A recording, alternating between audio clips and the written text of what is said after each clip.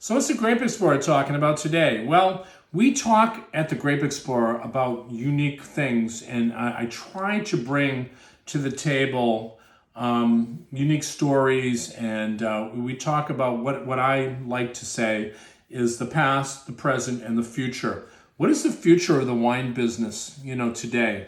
Because, the wine business I've seen, for the last 40 years, how it's evolved and how it's changed, and it's very fascinating changes.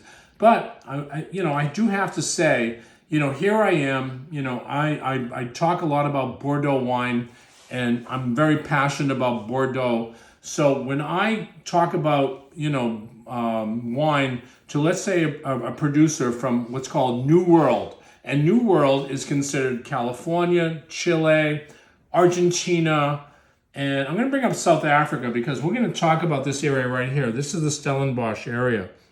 And the Stellenbosch, again, we talk about the history here, goes back to the 1600s, long before, we actually had our country and our independence. And of course, 1600s, there was nothing going on in California. Think about the California Gold Rush. We're talking about the 49ers, but that's 1849. And how all the Italian immigrants would come and they would be planting Zinfandel and they'd be planting all these grapes that they brought from their countries to make wines. Back in those days, you could actually do that. Today, you cannot do that. You know what you have to have? You have to have a passport for the grapes. The grapes have to actually travel with a passport because guess what? There's a quarantine on grapes. You can plant grapes anywhere in the United States, in Europe, but they do not want to bring grapes in from other countries because could have diseases, could be problems. So let's just talk about what we call Vitis vinifera. And those are the most important grapes that come with a lineage. And we talk about Cabernet Sauvignon, Merlot, Cabernet Franc, Malbec, Petit Verdot, Carmenere. These are all the grapes. Oh, guess what? Those are Bordeaux grapes. And everybody said in the New World, it's like, we want to make wines like Bordeaux. Not easy to do. Why is it not easy? Because you have to duplicate the soil composition. And, I had a guy one time come to me and he said, do you think anybody in California will make a Chateau Margaux? And I said to him, and first off, it was kind of a funny question because I'm like, no, I don't think anybody's going to make a Chateau Margaux. Guess what? You would have to take all the soil composition from Chateau Margaux, and we're talking, soil, dirt, and dump it somewhere in California and hope that you can make a wine like Chateau Margaux. But guess what? People are now, what they say, are trying to make Bordeaux style of wines. What does that mean? They're trying to make a wine that could be reminiscent to Bordeaux. They're not trying to make exactly what Bordeaux is all about. They're trying to say, we can actually blend the grapes. Oh, I had a friend that told me, you know what Bordeaux is all about, David? It's about like the symphony. If you ever listen to a symphony, the music, you listen to the woodwinds and you listen to the brass section and you listen to the drums and you listen to all of the unison that goes along with the grapes. And it makes what they call a beautiful, beautiful wine.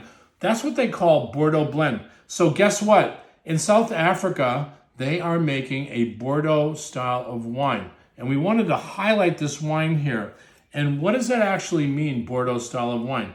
Well, when you smell the wine, you should be smelling all the different grapes. And you should be smelling, let's say the Cabernet Sauvignon. And that's got the power. And I can smell that right off the bat of this wine.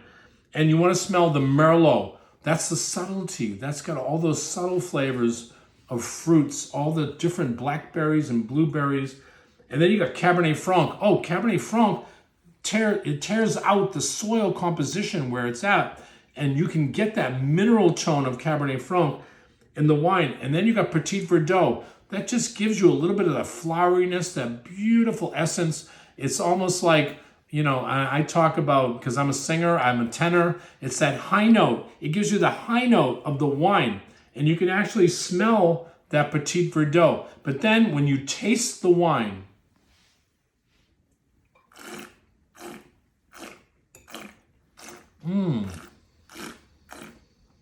You get the Cabernet, you get the Merlot, the Cabernet Franc.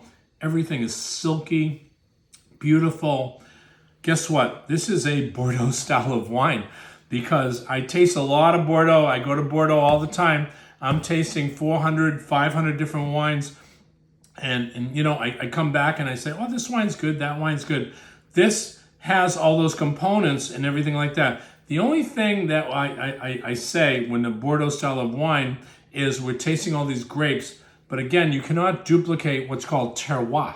But you do get terroir out of this wine. So this is a beautiful wine. Again, this is a Grape Explorer talking about grapes and talking about wine.